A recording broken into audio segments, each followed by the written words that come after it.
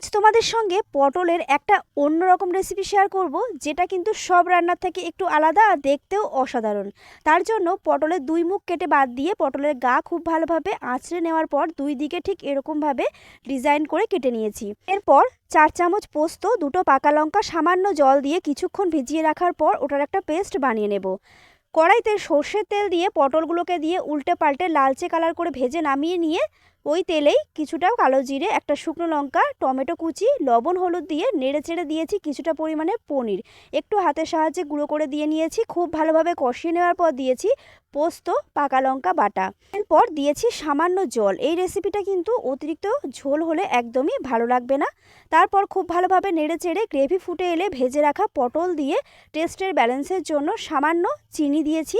তারপর ধনেপাতা কুচি আর গরম মশলার গুঁড়ো দিয়ে নামিয়ে নিয়েছি। একটু গ্রেভি থাকতেই নামাতে হবে, ঠান্ডা হওয়ার সাথে সাথে অনেকটাই কিন্তু বসে যাবে।